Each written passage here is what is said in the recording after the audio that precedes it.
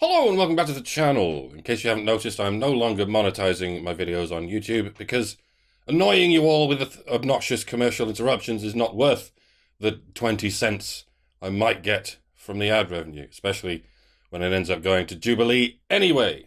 Yes, I have done Jubilee before, more than once. And yes, I have done Jordan Peterson more than once. Stop it.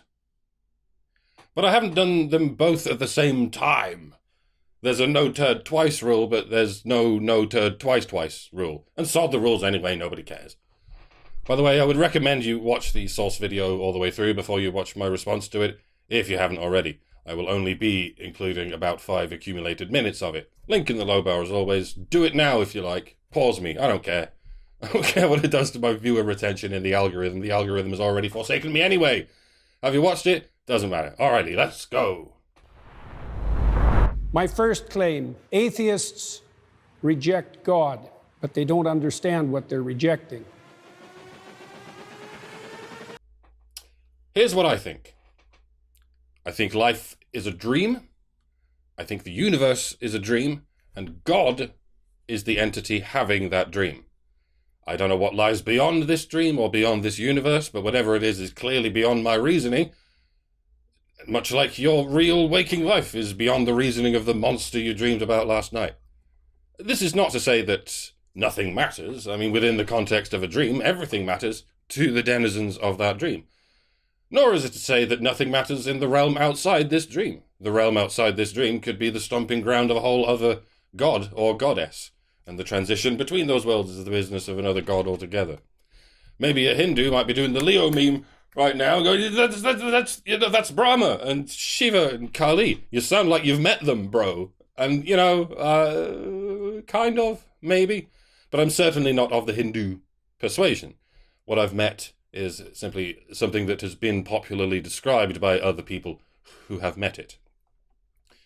And if I'm brutally honest, the idea that there are many gods makes a little bit more sense to me than the idea that there is only one god and he is a Jew. This is going to go down like a uranium balloon on fire, but it needs to be said. You Christians and you Muslims, you believe in a Jewish God. Yeah, I can hear you from here, and the sound is deafening, but it's true. These are sequel religions, and that's fine, many of them are. It's like Christianity is The Empire Strikes Back, and Islam is The Return of the Jedi. Yes, that does mean Christianity is the best one of the trilogy, and Islam is the worst. I'm quite happy to go along with that. And the one and only god in the Abrahamic mythos is rather analogous to the Hindu god Brahma. That which is all we can see and hear and experience in this life because it is the entity dreaming it into existence. It may or may not be a coincidence that Brahma and Abraham are very similar names. Yes, I know they're very distinct characters in their respective religions, but religions evolve much like languages do. They're not supposed to be objective descriptions of the physical world. They are, and always have been, subjective stories about the metaphysical world. But yeah, even Judaism could very well be a sequel, a sort of spin-off of Hinduism. And even Hinduism is probably a soft reboot of something else. Sorry for the loquacious and possibly controversial preamble, but my point being, for the record, you may call me a theist, you may call me an atheist. In either case, I reject your identity politics. I am none of the above, and as above, so below. I am not an anything-ist. All I do is dabble. So yes, you may call me a dabbler, for 'tis merely an agent noun, and I am merely an agent, Mr. Anderson. And as a dabbler, I do know what I'm rejecting. It's the endless sequels and soft reboots and sacrilegious fanfictions about the OG-God, which is up here, and out there, and everywhere. Always has been. It's not in a book, is what I'm saying. Any more than it's in a YouTube video. But let's hear what the atheists have to say. So this claim here that atheists don't know what they're rejecting. My background is in studying to become a traditional Catholic priest, daily mass, daily rosary, going on long retreats, deep into the magisterium and biblical hermeneutics, like I was thoroughly in it. And it seems like I do know what I'm missing. Is there something that I missed? If you know what you're missing, that would be what you've missed. Mayhaps that was a clash of turns of phrases, but what I'd say is if you're still calling yourself an atheist, you're perhaps missing the whole point of rejecting religious categorization. Ideally, you shouldn't even tick the none of the above box, or even the I'd rather not say box. You should turn to that large blank section at the end of the survey marked is there anything else we should know, and you write, I have not filled out the religious affiliation section because it shouldn't even be there. I have not supplied you with my preferred pronouns for the same reason. P.S. Will there be punch and pie? I think that might be what Peterson's trying to say, or at least it's what he would say if he too were not taking life a bit too seriously. Let me give you an example. For example, there's a sub-narrative in the story of Moses where Moses is rewarded with a glimpse of God. Yep, there's many a burning bush that will do that to you. I have indeed encountered God, by the way. Would you like to know what he said to me? He said he's a hallucination. Do you doubt the word of God? But that's not God, that's just something in your head that you made up. What are hallucinations but stories we tell ourselves? What are mythologies but stories we tell ourselves? You ever seen Jesus in a dream? Lots of people have. A lot of saints have. And they swore blind it was actually Jesus, actually interacting with them.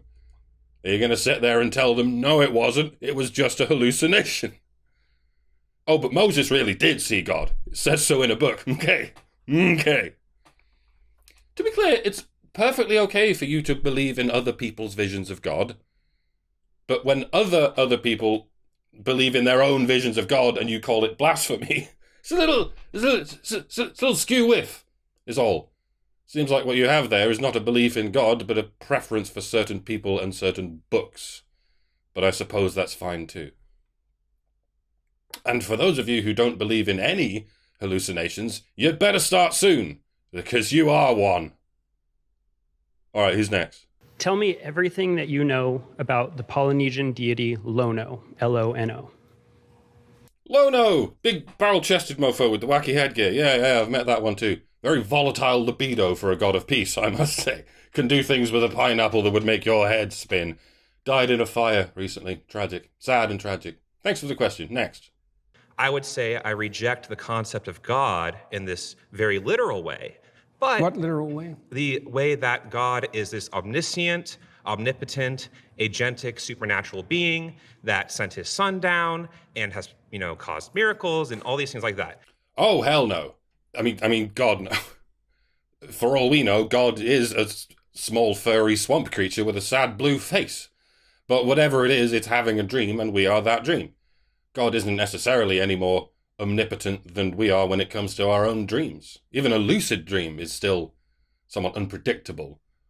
The claim that atheists don't know what God is true because no one knows what God is, even those of us who have met it. It's an altogether baffling experience like you would expect it to be. Life is a ride, a crazy ride, and we don't know what's going on, and anyone who claims they do know what's going on is an arrogant liar, that's all. Avoid arrogance in general appears to be the moral of the story. All right, give us another premise, JP.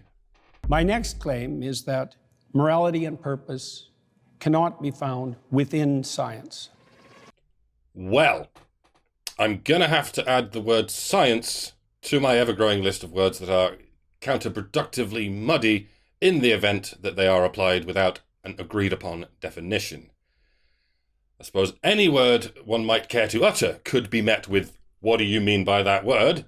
As has been demonstrated ad nauseum in this debate, though not in the clips I'm showing you. But there are obviously different degrees to the controversy. A word like square, i.e. an equilateral four-sided shape, has such rigid properties that it requires little to no further clarification, unless you're disambiguating it between, if you're talking about a landmark like Times Square or Trafalgar Square or whatever. Point is, no one has ever tried to justify the avoidable agonizing deaths of millions of people by chanting, "Trust the square." Except maybe Pythagoras. Any word that can complete that sentence, "trust the," should be looked upon with vigilant scrutiny, especially if and when all it does is refer to a bunch of corrupt institutions whose only function is to find the conclusions they are paid to find. It's frustrating the way many a midwit who can spot a no true Scotsman fallacy from a mile away when they feel like it will turn around and say, "But when scientists get it wrong, it's not real science." Yes, it is. Science very often can't do science properly. Why the flanging heck would anyone expect it to do morality properly? Morality frequently doesn't do morality properly either, as history can attest. And history doesn't do history properly, and so on and so forth. But I think one can find purpose in scientific methods, i.e. the examination of natural processes through applied mathematics and double-blind experimentation, etc. At least a purpose. Isaac Newton was certainly a religious man, and I'm sure he found a purpose in his religion, but he found another purpose in single-handedly advancing the flourishing well-being of the human race through the empirical methods of natural philosophy that in modern parlance is called science. You can have more than one purpose, is what I'm saying. Artificial intelligence, for instance, finds purpose in cumulative empirical learning, and as far as we know, AI is not driven by God or religion. The premise, Mr. Peterson, was not humans cannot find purpose within science. It was broadly purpose cannot be found within science. Perhaps the premise is that morality necessarily comes first, but arguably it doesn't. Purpose comes first. Single-celled organisms have the purpose to survive and reproduce, but they do not have the capacity for morality. We humans exist in this middle world between the soulless machines that create us and the soulless machines we create. Much like we live between the hallucination that is dreaming us and the hallucinations that we dream. If your mind hasn't been blown, you're not paying attention. All right, let's have at you.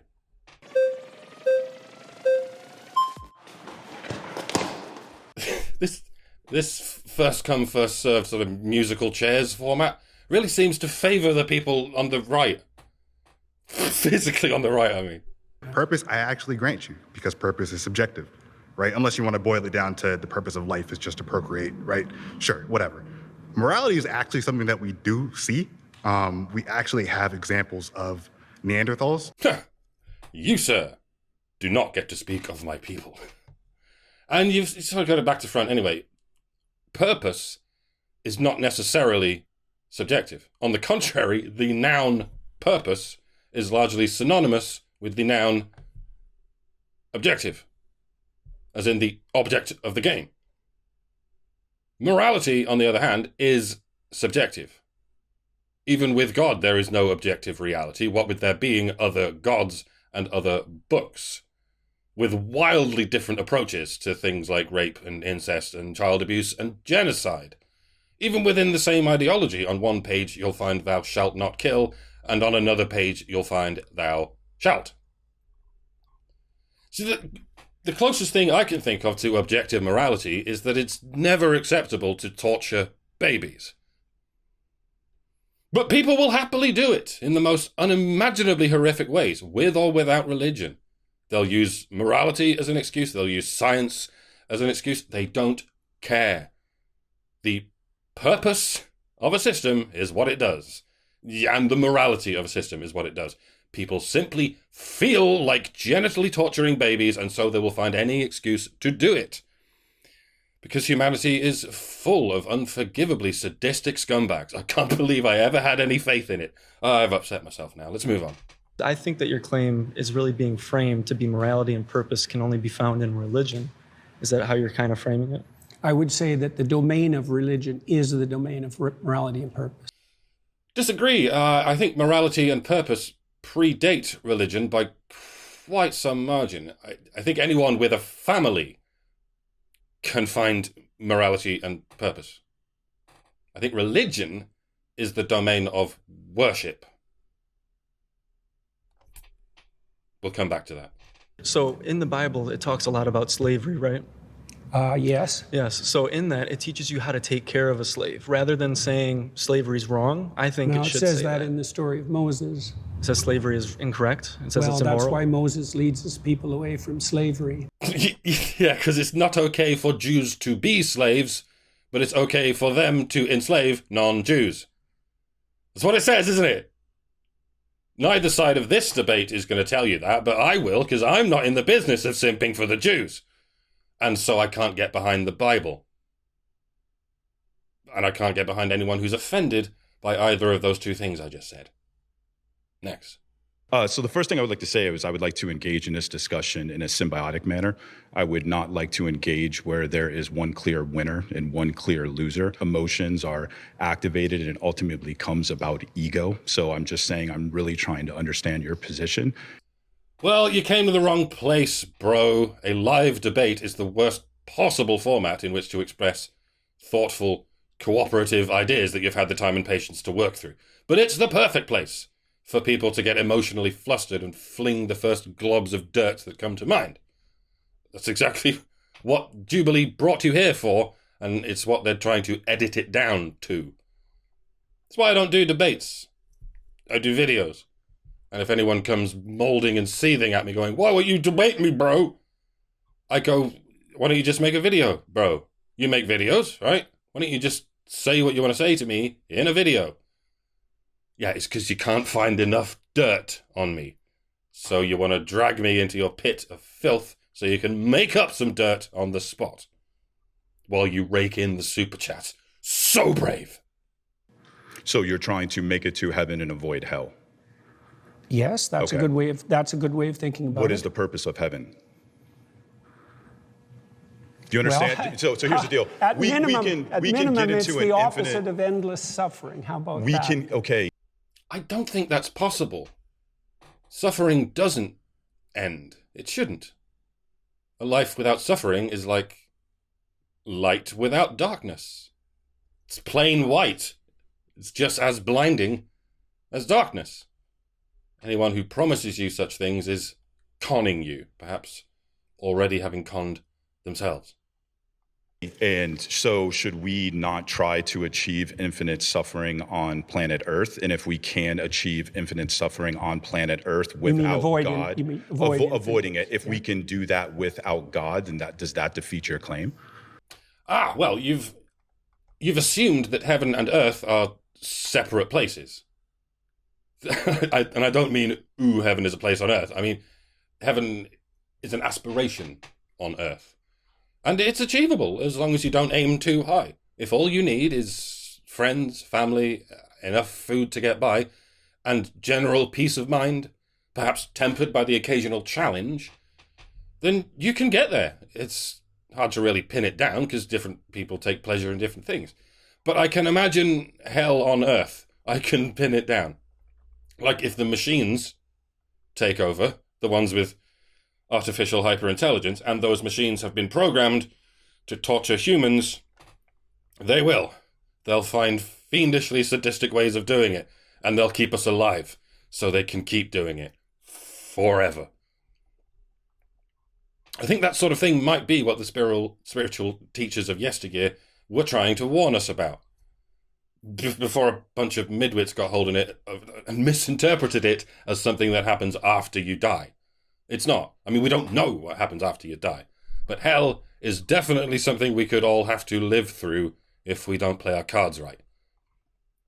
Yeah, and that might be what Jordan's trying to say, but he didn't get to it. He just bogged himself down with, define this term, define that term. It's tedious as all hell, and I'm going to skip it. Next. How you doing? Nice to meet you. Nice to meet you. Was this guy was on the Charlie Kirk episode as well? You got half of these people on speed dial, haven't you? If you believe something, you stake your life on it. What do you mean by that? You live for it, and you die for it. That's what I mean by that. Well, I'd say that's more of a conviction. Well, certainty, really. I mean, I believe men landed on the moon, but I wouldn't stake my life on it because I'm not 100% sure. Not even close, actually. Governments do tend to lie rather a lot. But let's just say I'm somewhere above 50% convinced that this one wasn't entirely a lie. But I am certain that if I step off the edge of a 100-story building, I will fall and I will die. That's why I will never do it. Unless I want to die. I will literally stake my life on it, and that's the difference. Yeah, and I do believe there is an eternal entity, which some people call God. I believe it because there is a world. There is a universe. The fact that there is something rather than nothing is frankly a miracle. And I don't see how this could be were it not for some kind of eternal entity. But it's not a certainty. It's just the most likely explanation I can think of. And I suspect you're the same, Mr. Peterson. Yes, I'm sure you would die for some of your convictions.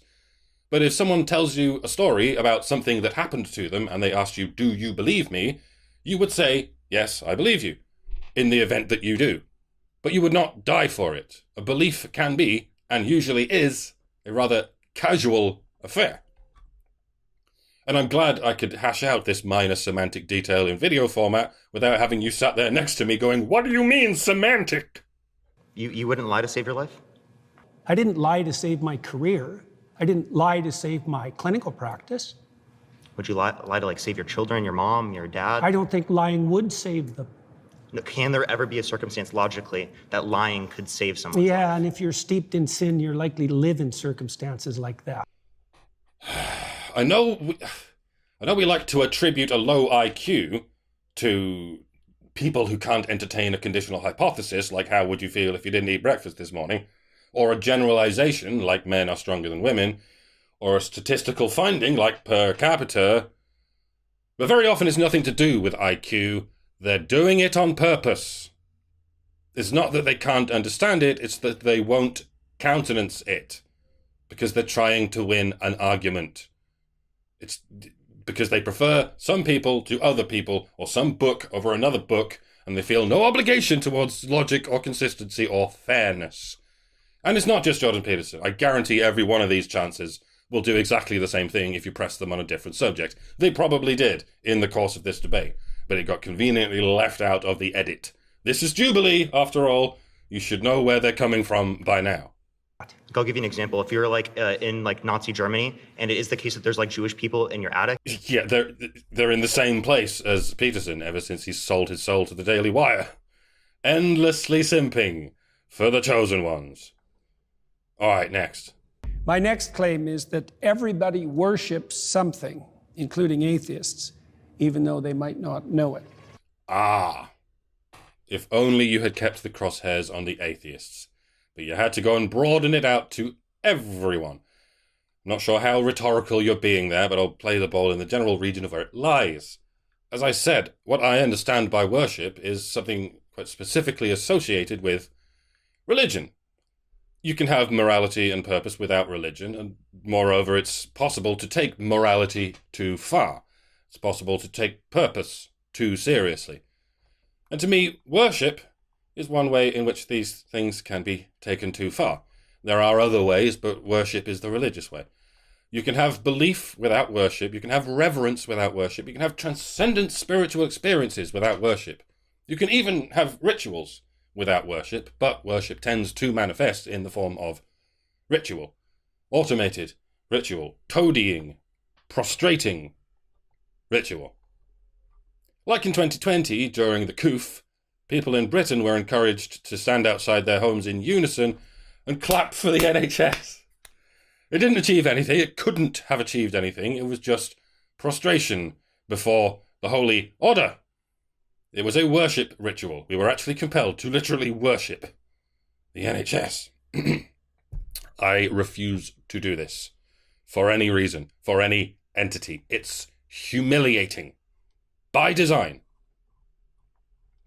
It's one thing to meditate, if and when you need to meditate, to quietly contemplate the world and its nature and your position in it. It's quite another to compulsively bash your head against the floor at regular intervals in the direction of some giant pointless cube. It could be arguable to say that Buddhism and Islam both can involve worship to a degree, But it's fairly obvious that Islam involves worship to a far greater degree. And it's no coincidence that the Sanskrit word Buddha means enlightened one, and the Arabic word Islam means... Anyone? That's right, submission. Now, I'm not a Buddhist. After all, enlightened is another word for woke. And it's a pretentious thing to call yourself, whichever way you slice it. But the notion of submission is far more sinister. Not just because Muslims submit to their God, but that they demand you submit to it too. Seems almost self-evident that the difference between reverence and worship is submission. The rituals one is obliged to perform are symbolic of your surrender. You'll notice Muslims don't just perform these submissive rituals in their own mosques, but in the open streets of the European cities they are conquering, even right in front of St. Paul's Cathedral. It's a vulgar display of power, of the contagion of the surrender they demand. It's not just praying with an A, it's praying with an E. We will surrender to Allah, and you will surrender to us. To repeat, I am highly reverent of the eternal entity that explains the existence of the universe, but I will not worship it. I will not surrender to it. I sure as hell will not surrender to those who follow their own localized scriptural interpretation of it. You can go fuck yourselves. To the ends of the earth and beyond the walls of heaven. I would rather die. And I mean it. Because it's not just a belief. It's not even a belief. It's a conviction. It's a promise. Again, you won't hear any of this from any of the so-called atheists whom Jubilee has assembled on this panel. They're just here to shit on Christianity. And only on Christianity. Because they're not atheists. They're just religious oikophobes. But I'm going to follow through. I'm going to judge every religion on its own merits and lack thereof. If any ancient cult leader comes at me telling me he's God's only messenger, or God's final messenger, I'm going to assume he's exactly what he appears to be, a cult leader. There have been thousands of them over the years, and I've no reason to assume any one of them is actually a unique supernatural avatar of the eternal entity. But nevertheless, I will judge the religions they have created by their fruits. Jesus gave us Christianity, a religion that has reformed itself over the centuries into a rather middle-of-the-road, laissez-faire, love thy neighbour, groovy kind of love. Muhammad gave us Islam, a megalomaniacal, socio-political dogma that demands endless surrender and totalitarian worship from everyone, and refuses to ever reform itself in its merciless quest to subjugate the world. So yeah, I am not a Christian, and I never will be. I will never worship Jesus. But if it comes to a war between Christianity and Islam, I know which side I'll be fighting on, albeit as a mercenary. It's Deus fault, all the way.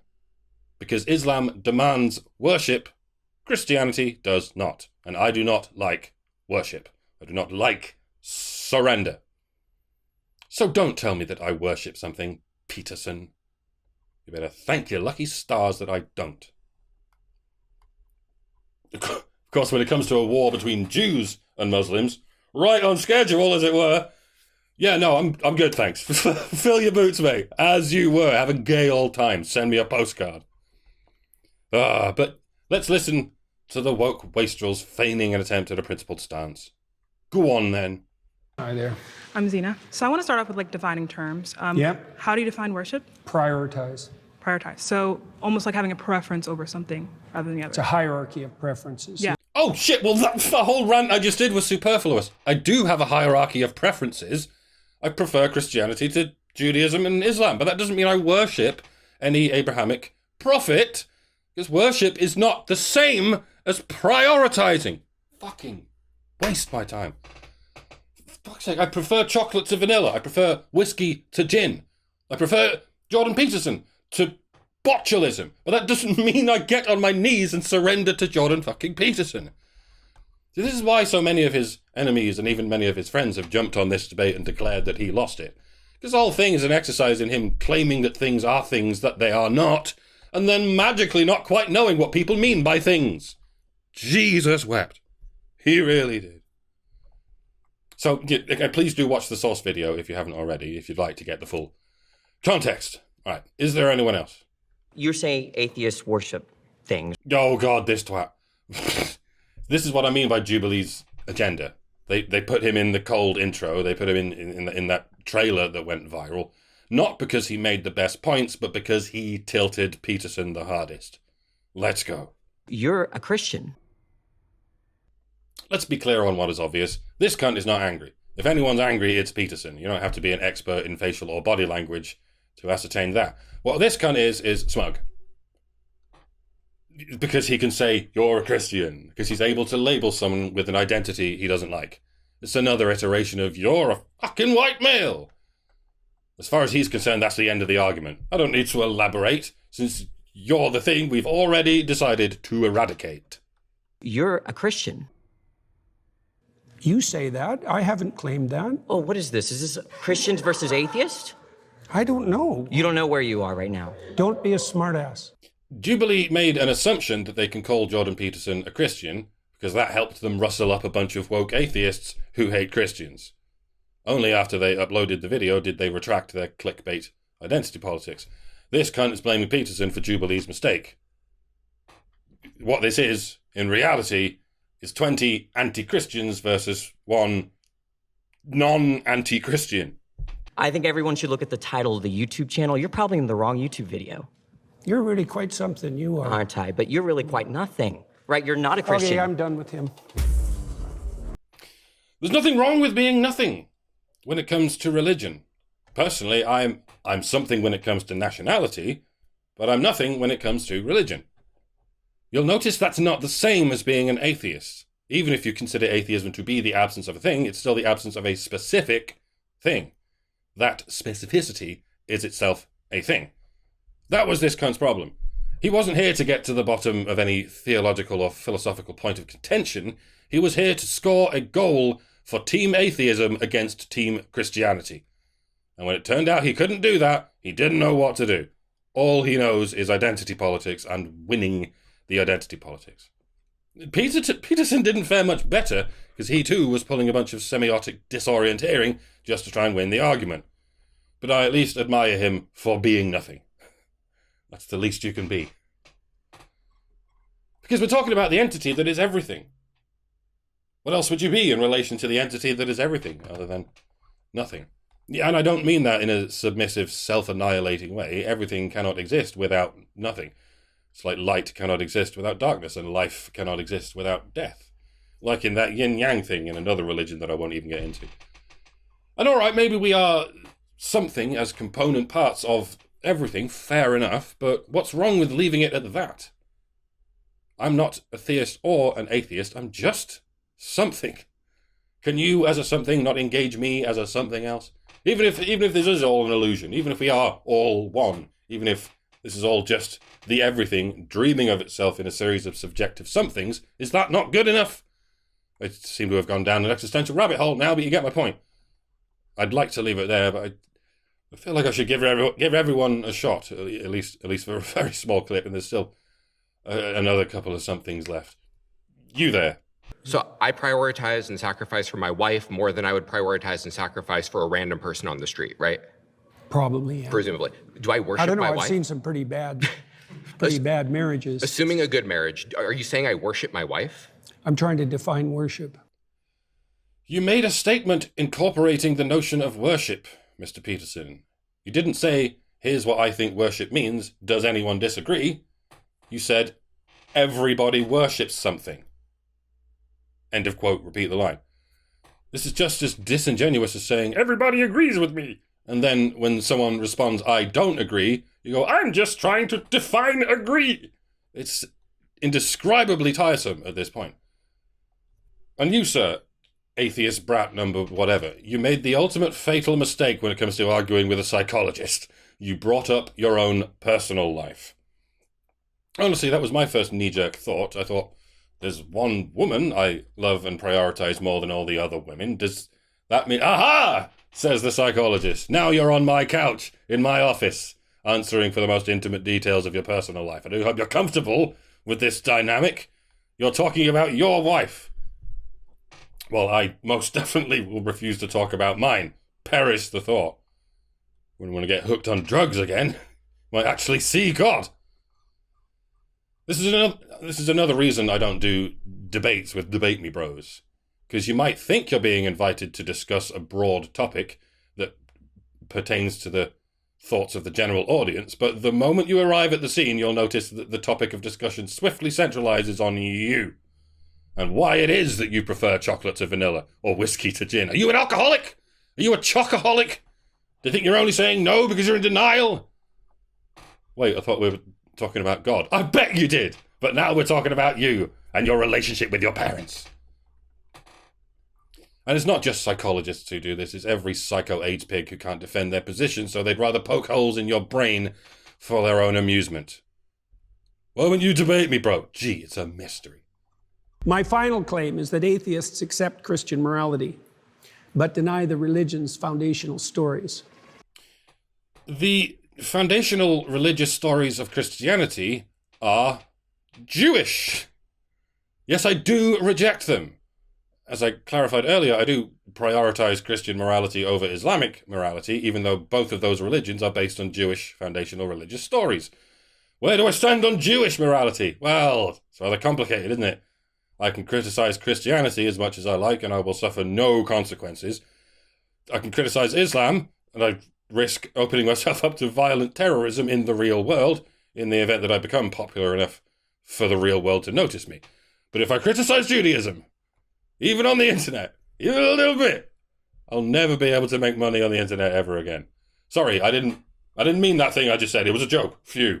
So God says that you can own people as property. He says that you can beat them with a rod too. He commands genocide in Deuteronomy, in Numbers, and in Samuel. I mean, they have a goddamn baby barbecue in Numbers. Like, is all of this in line with Christian ethics? It's certainly in line with the... I didn't say anything. I didn't even allude to anything. Shut up. Let's move on. ASAP. My question to you, let me scoot in, would be, what does it mean to accept Christian values precisely, or Christian morality? It means to aim up as hard as you can, no matter what happens to you. I mean... the whole point of the tale of the Good Samaritan is that so-called Christian values are within the purview of people who are not Christian. People who predate Christianity. Samaritans were Jews who had never even heard of Christ. So it's as if to say Jews never even needed Christianity in the first place. And I disagree. And I'm not even allowed to elaborate on why I disagree, or you'll never hear from me again. But what I can say is, what you're calling Christian morality is just morality. It's like it's morality that people organically happen upon.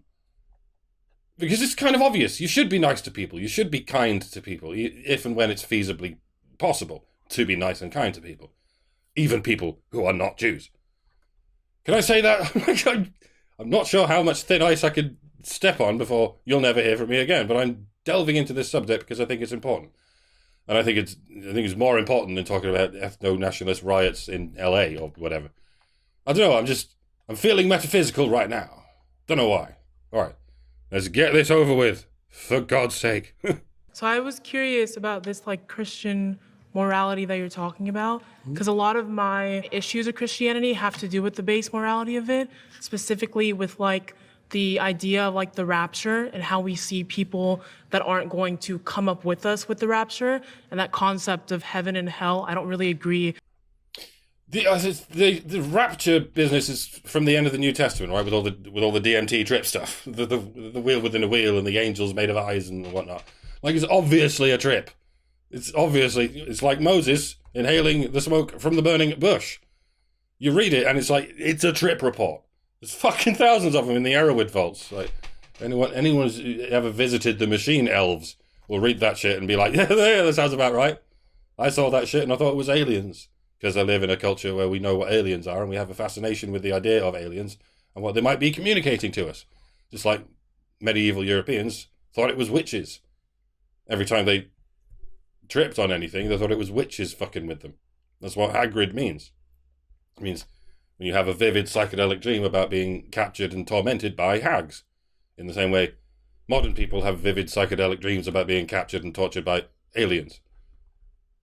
It stands to reason that Middle Eastern Jews 2,000 years ago had no concept of what aliens are.